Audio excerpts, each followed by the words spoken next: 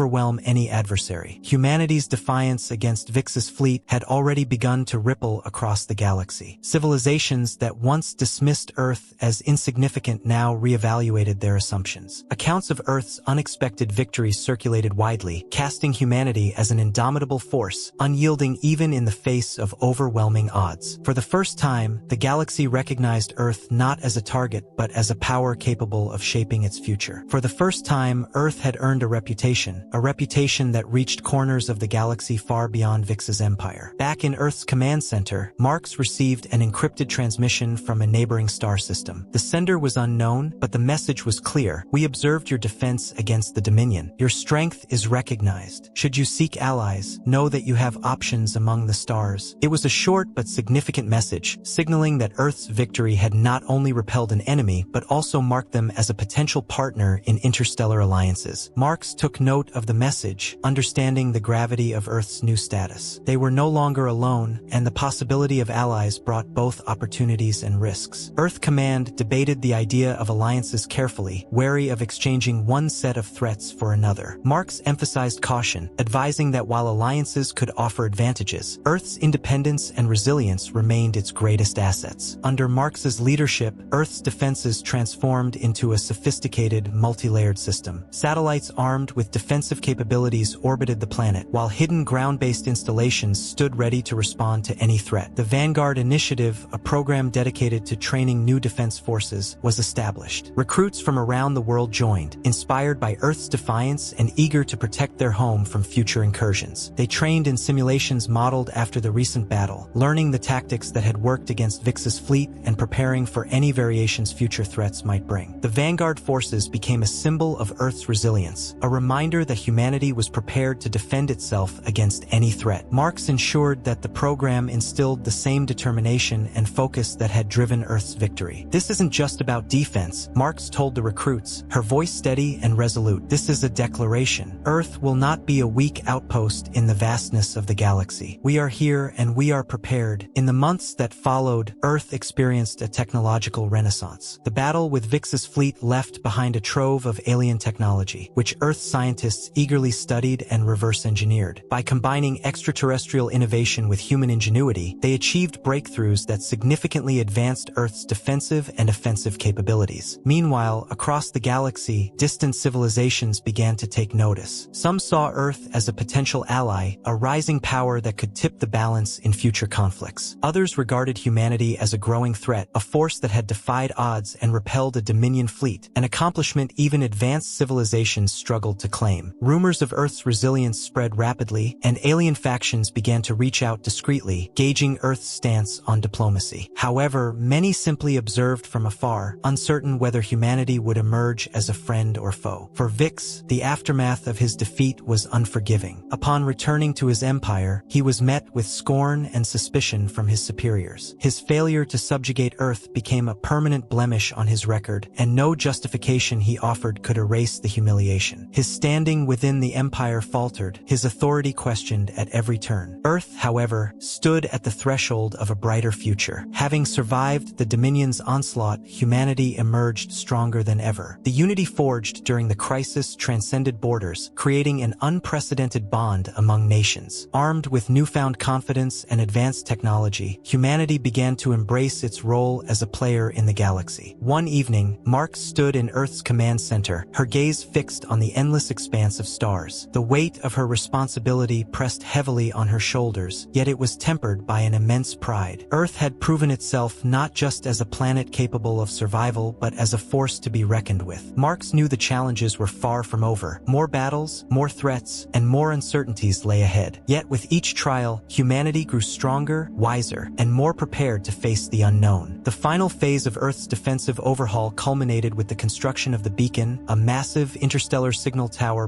broadcasting a message of dual intent. We seek peace, but any act of aggression will be met with unrelenting strength. It was a bold statement, one that cemented Earth's position in the galaxy. As the tattered remnants of Vix's fleet disappeared into the void, carrying tales of Earth's defiance, humanity stood ready for whatever the universe might bring. Earth was no longer just a planet struggling to survive. It was a force prepared to defend its future.